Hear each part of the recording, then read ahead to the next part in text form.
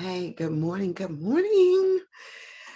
Oh my gosh, I can't believe sometimes how, I don't know about you, but sometimes I get caught in spite of myself. I'm rushing to get online and um today was one of those days. I took too long in the shower, just to be honest with you. Sometimes the shower, if you had to think about the three things that you're grateful for during the course of the day, I don't know that, say for instance, I don't know that for me, by the end of the day, that the shower comes into mind if I'm doing it at the end of the day. I don't know that the shower comes to mind, but oh, my shower is great. But my meditation is great too. And so it's like all of these moments where I just kind of lose track. Which is what I did today. I lost track of the time in the shower because I was just oh, it was so good. And just kind of standing in the water, letting the water hit my body and thinking the thoughts or giving just giving room and space for the thoughts that came up is sometimes just so good. And so and I don't know that I'm conscious of letting the stuff run off of me, but if you could, use the shower time. Yeah, I have my meditation in the morning, and my meditation is amazing and good. But sometimes during the course of my meditation, I'm running through other things run through my mind, you know, and and so it's not always that I am yeah, sometimes it's really good and I'm in the mode where I'm just receiving, and other times it was like today, just kind of running through the course of, of what my day is going to look like, and just sending out prayers and blessings and all of that good stuff. All of that comes into play during my meditation. And so I had my little, I went in there and got my cloth because my earrings were looking dull. And now I'm like looking at everything like, how that could be a little more shiny, but whatever the case. And now I got to polish up my glasses. And I've got a lot on my plate today. I have set up appointments this morning for the optometrist because I need some new glasses. And it seems like I have quite a few pair, but I broke my favorite pair last year. And then because I spent so much on the lenses, I had them put into this pair. And this pair is like another pair that I have that for some reason, when I ordered them, I didn't think, oh, all my glasses are like starting to look alike. So I end up wearing this pair a lot. And this pair is a couple of years old. And yeah, so I'm due to go in to the optometrist today and look at some more glasses. So I've got appointments back to back. So that got caught up in my meditation and all those other things. I hope you had an amazing weekend. I was here yesterday, and yesterday's talk was good for me. And Saturday I went out, and I was here Saturday morning too. That was good for me.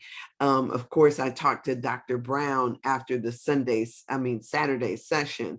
So it looks like it's 2 hours long, but it's really like is what I did, the 50 minutes or so that I did. the Saturday Talk, and then I attached onto that Dr. Brown's, and that was so good. I tell you, sometimes when we're in this receptive mode to just see what the universe has for us, God, what do you have for me? And it shows up, and it shows up in a big way.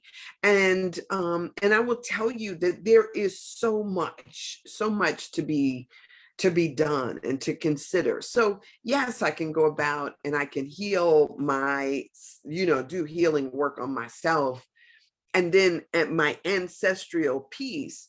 But beyond that, what, when you look at it, and if we talk about the cross, right, the cross is this thing of our connectedness with heaven, but then our connectedness with everybody else. So if I go deep back into my ancestral, if I go this way up into what we think of as the heavens, but heaven is right where you are. And then if I go wide and then talk to and be about the business of this business here, of working and healing the community, to say we all have work to do, right? We all have work to do. And part of us, yes, we can go through and we can just kind of be in this thing of, me, myself, and I, that kind of work. And if you are in a place, like if you were to if you were to think about the cross, right? If you think about a cross, if you're down and you feel like you're at the bottom of it, and you're not necessarily reaching for the heights, then yeah, it is the work to do to get yourself up past that line of demarcation. So if you look at your body, even, right, we're stretching out our arms. If we're living in our lower chakras, we aren't where we need to be. We got to bring it up at least into the heart chakra. And into the heart chakra, then we can then think about going across. There's that connectedness. But if you're living in your base level chakras, which means that you are living in the first, second, or maybe even third chakra, which is this idea of our, the, how do I want to say it, the lower level stuff. So in those base level chakras, we're dealing with our primal, like the way we came in. So it's the family stuff, it's the connection to your tribe stuff, right? If you are still like down there in the muckety muck, then the work to do is then how do I bring that up to begin to heal those things, so I can bring it up and eventually get to that line of demarcation, that transformation, which is in the heart area.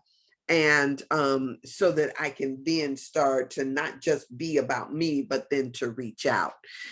So all of that is part of the work that we need to do. Some of the work that we are doing through epigenetics is about recognizing that. But if you're not doing the healing work on yourself, it's hard to get to the work that you need to do on your family and your lineage. And so all of this is about, hopefully, is about transformation. Tonight, I'm going to see that movie Teal. And I am, there is this part of me that is always in the question of, asking God, what would you have me do?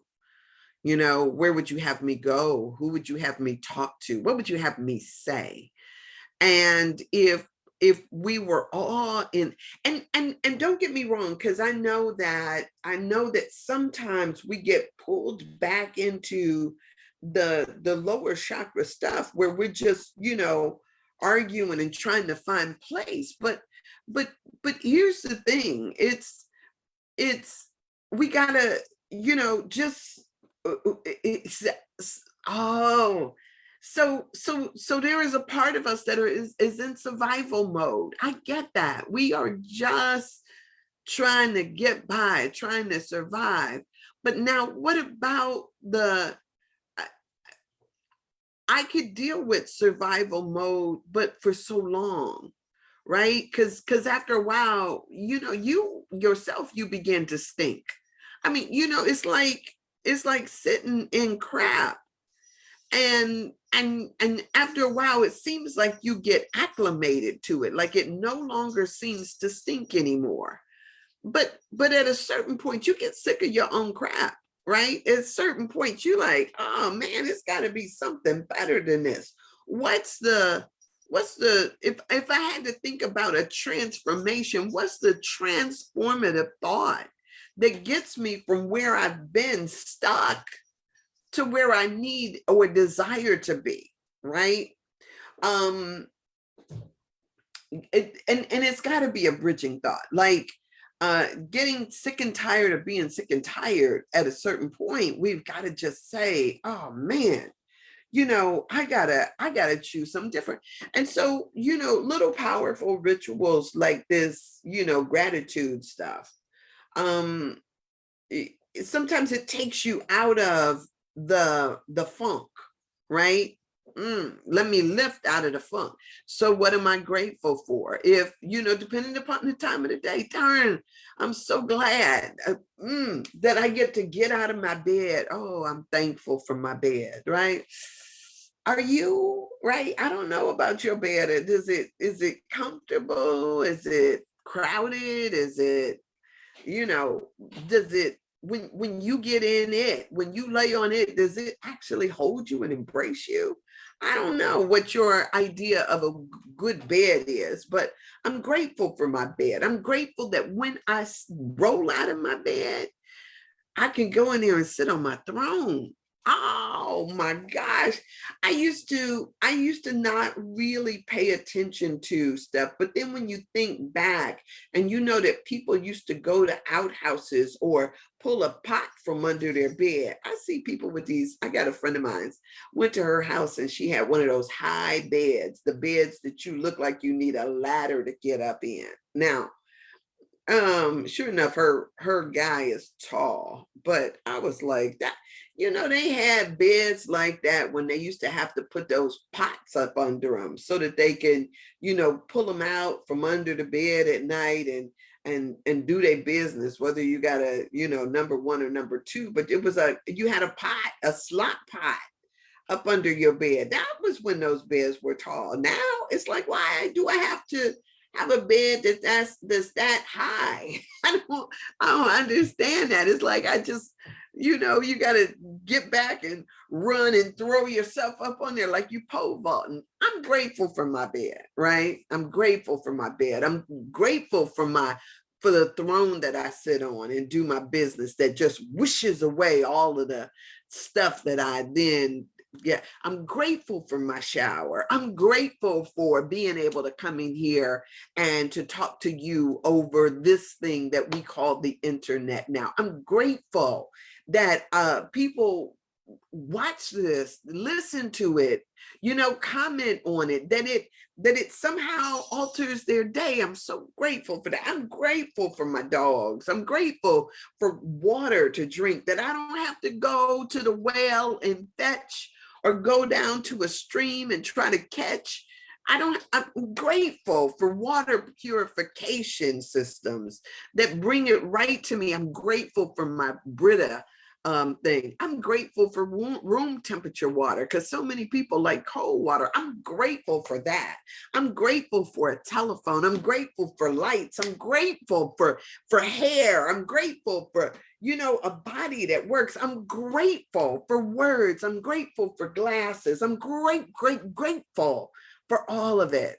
And so sometimes when we practice gratitude, we stop getting in this mode of comparing and thinking about what this person has and that person and what you don't have, right? Oh man, when you learn how to just be grateful for what is, I tell you, it's almost like you get to dance through life. And so when people get mad at me for being happy all the time, oh, life can't be that good. I'm like thinking to myself, then You ought to try just being grateful for what is. Oh my gosh, it is. And even in those moments where you think about the things that you still have need of, right? Because there are things that I still have need of, but that does not by any means outweigh the the juiciness of what is, of what I have now. Oh my gosh, it's such a, if you could look at and think to yourself about the good quotient of your life, right? Whatever that may mean. Everett, yes, momentous, momentual Monday morning to you. But when you can think about all of the amazing things that are good in your life, right? Oh, I could just imagine, like, Everett comes on here and he's like, I'm grateful for that he has his wife in the bed next to him, grateful for pillow talk, grateful that you can go in there into whether you going into another room or laying there with your phone, grateful to have something that, that comes to you right there. We can all be grateful for something, right? And so if you look at all the things that you're grateful for, then the little stuff that comes, and the person that cuts you off in traffic, I'm so grateful that I got a car, right? I'm so grateful that my brakes work. I'm so grateful that I knew even before you made that move that you were going to make that move. I was just standing in resistance, but how dare me? Let me let you go, right? Oh man, it's like, there are some people who walk through life and they walk through life frustrated. They walk through life like thinking about all the things that have gone wrong. Why me? Why me?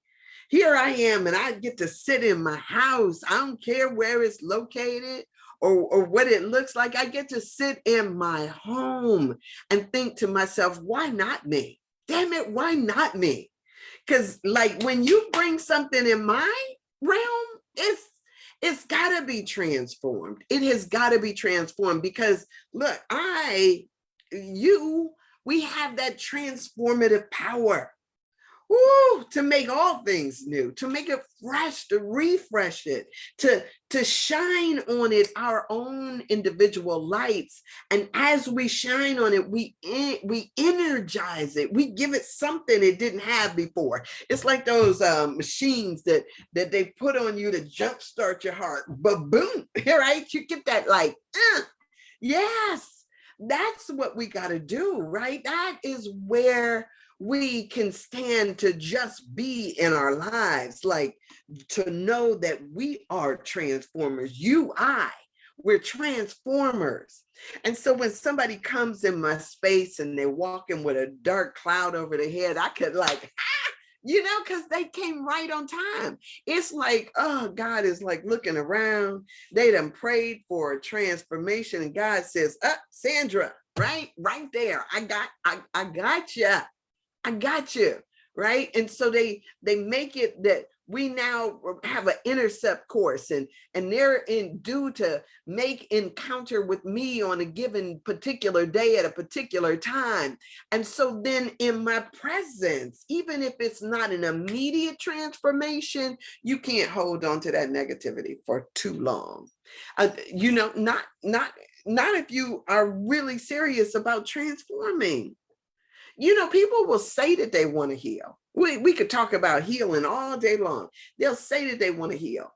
And then here's the thing, you can have an experience with somebody, right? They come into your presence, bam, right? You got them, and you hit them with that stuff, and they know that there was something good that happened. But man, there was something like, I had this old robe, I had these old house shoes that were comfortable. Where did they go? And it's like, dude, really? You going back to look for the same old problems that you had before? No, no, no. Come on into the light. And then they get a little taste of the light. They want another little taste of the light. Man, I got to go back and I got to get that light. You know how it is? Ah, when you find something that enlivens your spirit, whether it be walking in the, in the crisp fall air, or looking at the trees, or, watching kids play, or whatever it might be, watching Morning Glory, whatever it might be, when you get a taste of something that really like enlivens you, lightens you, makes you feel good, forget about those problems that you thought you had, when you get in alignment with something that is working for you, oh my goodness, it's so good. I love it. I love it. I love it. I love it. So I'm just, this morning, I'm so grateful. I'm so grateful. I guess I can't even really express to you how grateful I am, because it's so freaking good. Life, right? Life is so freaking good. Okay, so Everett says, one of the things that people worry about most is the thing that is easiest to acquire. All you have to do is believe that the universe will provide it for you. Financial security. You know what? Here's the thing too, Everett, because I will tell you, I have challenges in my finances, right? I don't, uh, uh, here, okay, so I'm gonna tell you, I have challenges in my finances, and I don't work a job, but all my bills are paid, right? I got a car to drive. I got gas in my car. I got food in my refrigerator. I get to do what I love on a regular basis, right? There are people who are employed full time, sometimes working 2 and 3 jobs, and their stuff is not covered, right? And it gives them moments of worry. But here's what I know. I know that this thing that I read in the Bible, some obscure little line that says, sufficient unto this day and the fullness thereof, I'm going to have exactly what I need. I don't worry about whether or not things will be taken care of. I may not be running in the excess or in the overflow, but I don't have to worry about the basics, because I live in this state of trust that whatever it is, whatever I need, whenever I need it, for as long as I need it, is always going to be available to me. I don't have to sit in this thing of, why, or even like, oh my God, this is gonna, or I got, no, sufficient supply this day. Oh, I got. And so this thing of sitting in worry, and because what you think about, you bring about. So if you're worried about something, all you're going to get is more to worry about, because what you focus on, you give your energy to, it grows and expands. So if you're worried about something, all you get is something more to worry about, because that's the energy set point that you have for your life. It's a worry set point. And so then you go from worry to worry to worry. You go from where I'm swinging from joy to joy to joy. Damn it! No time for that. No time for that. I want to be in the spirit of joy and thanksgiving, right? I didn't say that you wouldn't be challenging, but you can't speak as if you can't make it happen. Yes, you can, right? And here's the thing, because sometimes when I do my prayer work, and I'm not praying for money and all of that stuff, right? But sometimes when I'm in my prayers thing, I'm always I don't pray for money, because what I know is that money can come or not come, right? But to pray differently, right? Giving God your highest and best for me, right? That or something better. Because a lot of times a lot of times stuff that you desire may not even be the thing that money that you need to make it happen, right? It may be that something else can take care of it. Sometimes it is from sources known and unknown to you, right? You don't even have to know somebody for somebody to bless you. You don't even have to go anywhere for somebody to knock on your door and bless you.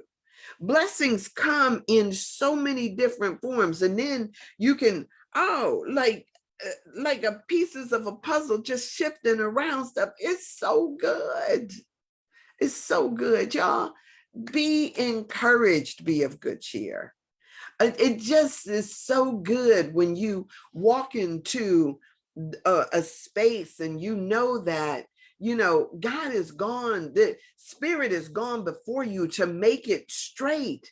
And even when you walk in and it seems like it's out of order, there is something within your presence that then makes it such that it is exactly where you're supposed to be.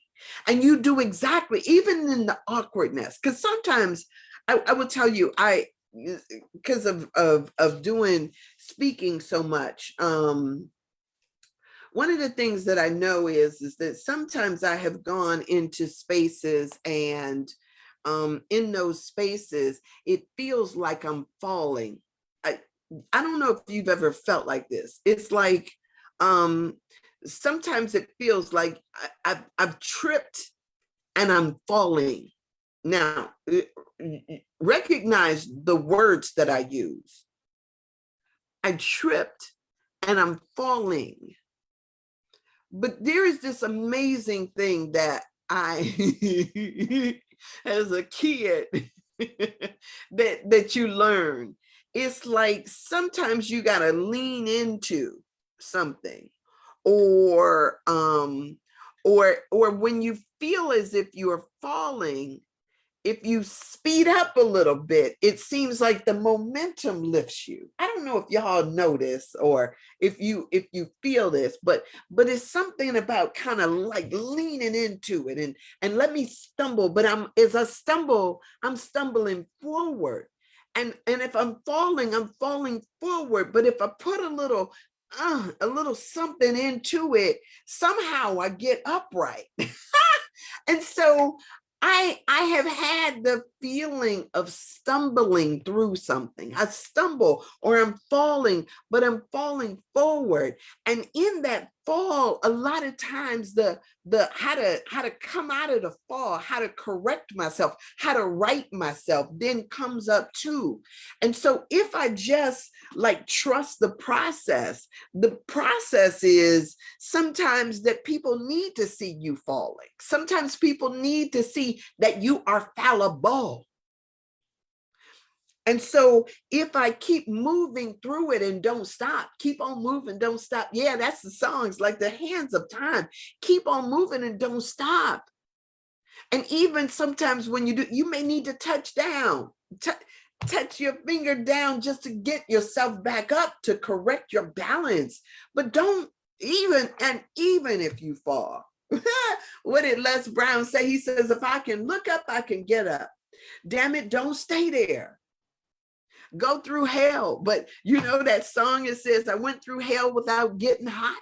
I went through Vietnam without getting shot. That's how we gotta go through the stuff to grow through the stuff. And so we gotta take on the mentality that says, you know what, there was something here I had to get. There was something in this situation that was necessary. We don't always like it. Woo! You got to go through the dry spells to appreciate the rainy season. You got to,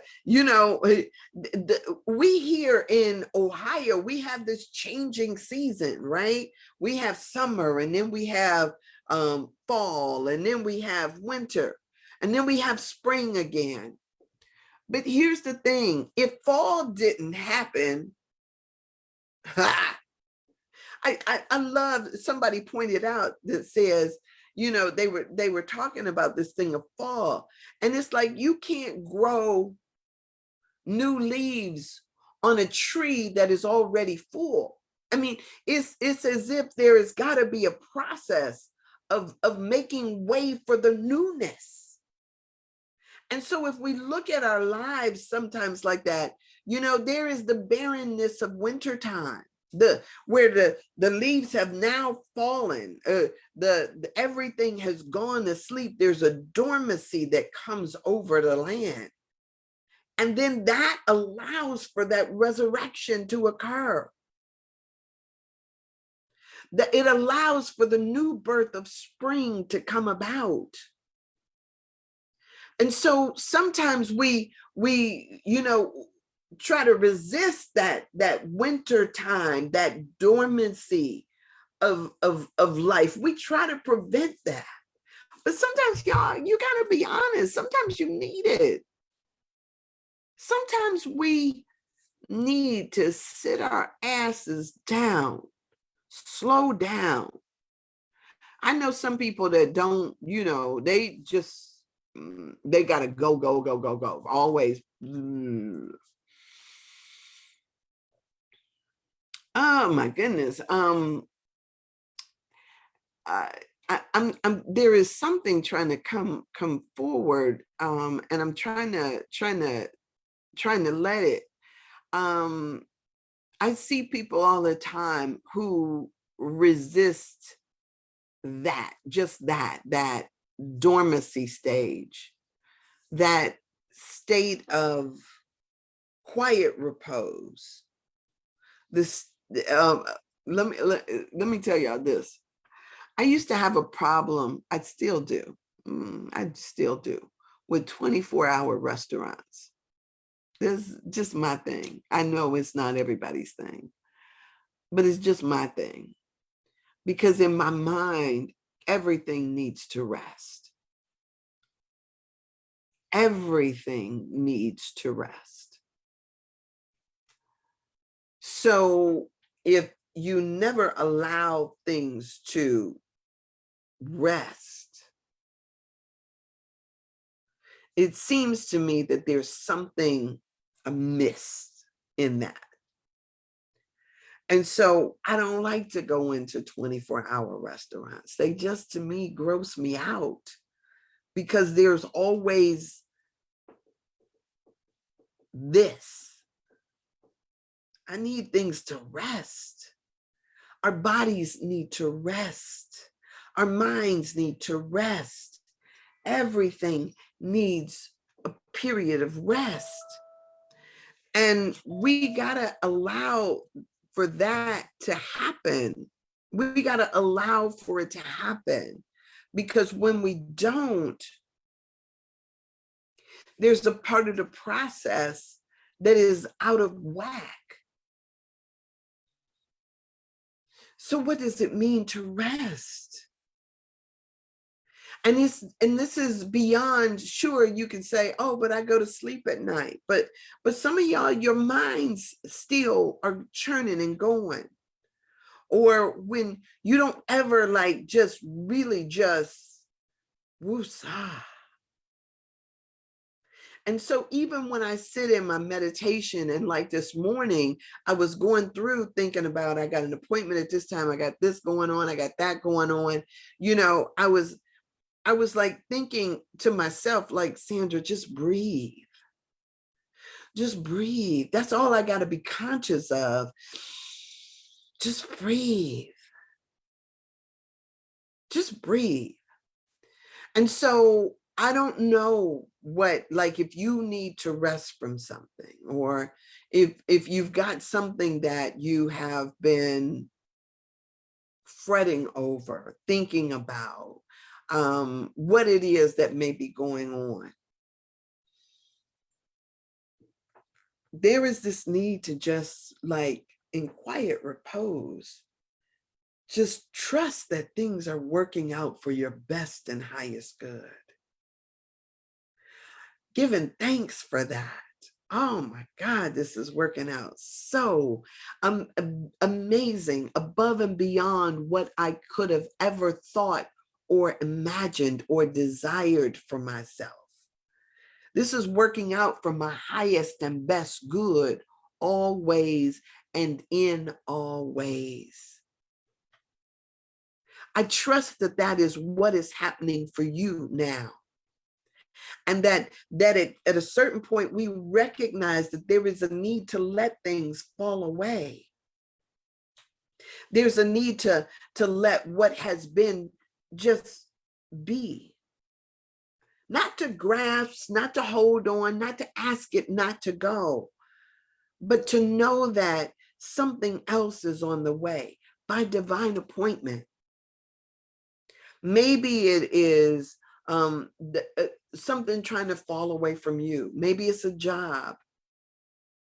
Maybe it's a dis-ease that you pulled up and wrapped around you like a comforter, you know, and feel, because one of the things that that I talked about, and I need to write on this, was when I was talking about, this idea of turning away from what it is that is vexing you, to turn totally away from it and don't give it any power or any attention, right?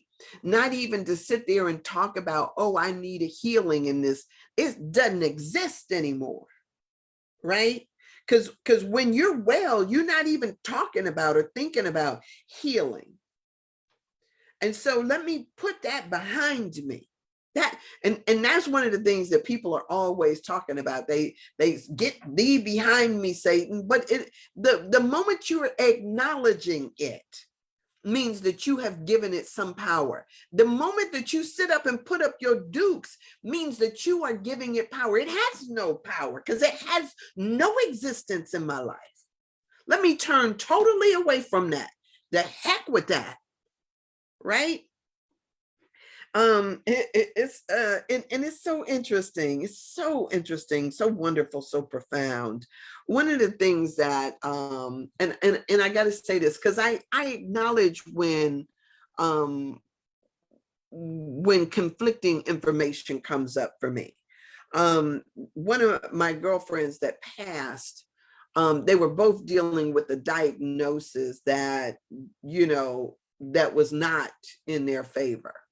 I don't know to what degree they were in resistance or worry or anything else. I don't know to what degree they were feeling those things. I know that that there is a part of them that practices to some degree some principles, but I don't know. I can't say for sure whether or not they gave it energy, whether or not they gave it power, whether or not they entertained it. I don't know. I know that life happens, right? Life happens. And in its happening, it's going to be what it's going to be. It comes. But these are our challenges to deal with. And how we deal with them is going to speak volumes over our life. So I can sit there and tell you it's got no place in my consciousness, that yeah, no place. And so what that allows me to do is to live the fullness in my days. So I have seen people who have because we don't know what goes on in a person's experience or in their spirit. I don't know what all of that is about, but I've seen people who have had transformations in their life. They got interested instead of getting stuck in what was problematic for them, what was vexing them. They turned their attention outward and started working on somebody else's behalf, or started doing something else. So they weren't focused on what they thought was wrong, but trying to make things right somewhere else. And that withdrew all the power out of what they were suffering with and put it into something else. And in the midst of that, received their own stuff. I don't know what people go through. I'm going to be honest with you. I can only speak for me and my stuff. And what I can say is I got no time to be worried about an enemy or a devil or a disconnection notice or a diagnosis or any of that other stuff, right? I ain't got no time for that.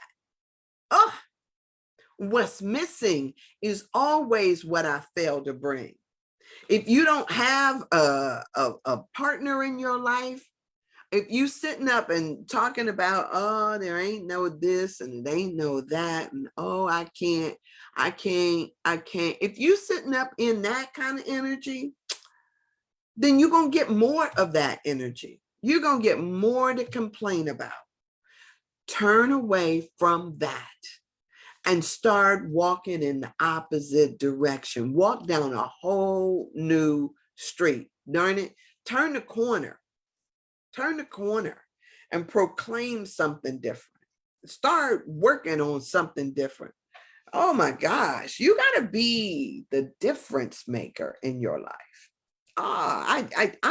You know what? I just want to, because I get happy about this, right? Um, hell, if you love on yourself, one night I woke up and I was so like, I was in one of those things and I could be like, oh man, I wish I had somebody here that was just massaging and rubbing. And then as I started doing that and talking about it, I started rubbing my own legs. I got the butter out and I got a little butter and started slathering it on myself, and I rubbed myself, and man, talk about somebody had a great time. That smelled good. I recognized that I could do that all myself. Y'all, you are not a victim of the world. As a matter of fact, sometimes we've got to ask ourselves, what am I doing? What am I doing that prevents me from living the life that I desire to live? I can ask myself that, right?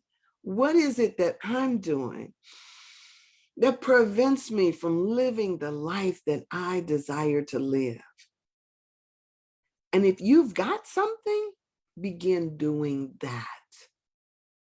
If I ask that question and I get a simple answer like finishing my book, then that means I got some busy work to do. Get busy doing it. If you're saying that and you're saying to yourself, oh, there's no good men or no good women out here, decide to change your mind about that. Sometimes we get into situations and we're always looking for what's wrong rather than what's right. Just like I started out this hour talking about getting yourself a gratitude list. Get yourself a gratitude list about other people. Don't sit there and look for their flaws. Look for the rightness, because the rightness can a lot of times help you deal with the flaws. I think that's just to me, it's like, ooh, that's good. It's good. The rightness, what you're grateful for, can make up for all the deficits that you could perceive. We just got to change our minds. We got to fix our lenses.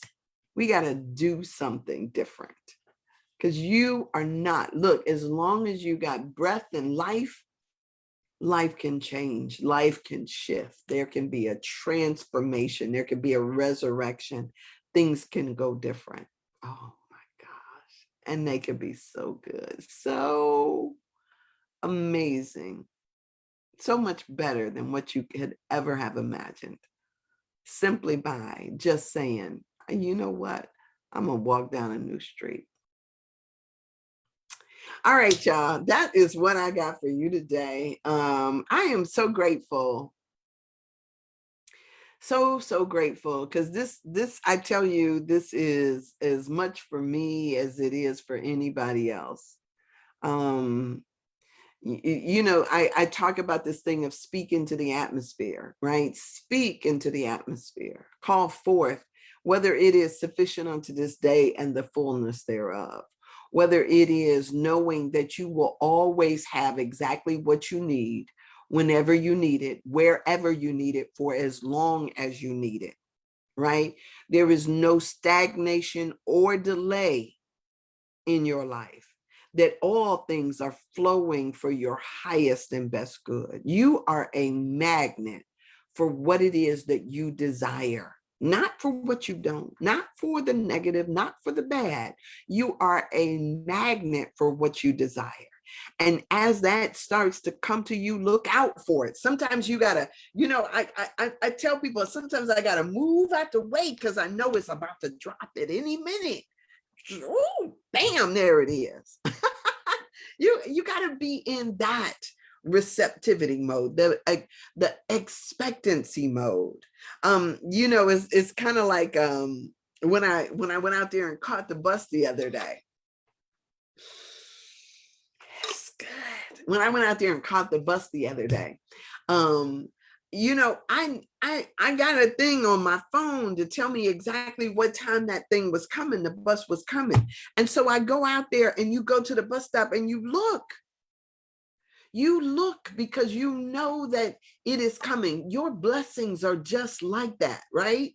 Look and anticipate that it is on their way. And when it got here, there's this line in one of Marianne Williamson's books, um, uh, Enchanted Love, I think it is. Oh, I got to open that book back up. It's so good. But there was this line in there where she was telling her lover, she says, I thought you would never get here. And he responds to her and he says, that's what took me so long. It's our thinking that makes it so. So yeah, with that, I'm just gonna go. And I'm sending blessings, abundant blessings all in your life. And I thank you that you see it in mine too. Because what I know that I'm sending towards you by right of consciousness, by necessity, must come my way too. You cannot have what you would deny another. So if you are wishing ill, if you are in that kind of mode about anybody else, withdraw all of that and start sending them blessings instead. Because what happens and just let me tell you this. There was this guy, I talk about him, Blessings Everett from Atlanta. There was this guy that I used to work with, and we would have these, even as a kid, though, I talk about the epic water fights that my family would have. We had one just this past summer. But I was working at the city, and I was working with this guy, Spencer, and we were having a water fight on this particular day.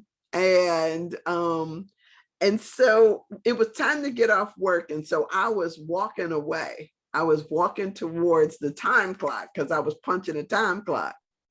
And he gonna come up behind me with a bucket of water, like he was gonna throw the water on me. And so he's running with this bucket of water. He throws the water and runs into the water. It was hilarious. He's so busy and focused on trying to get me that he really got himself instead. And you got to think about stuff like that, right? What you're wishing for somebody else, you get. So let's wish all good things. Let's send blessings. Let's be about that business. Even the person that cuts you off in traffic, be about the blessing of like, yeah, go ahead, right? Instead of standing in resistance, instead of being in opposition, go ahead, baby. Go ahead, make it happen. All right. So blessings to you. And I hope you have an amazing, marvelous, momentous Monday.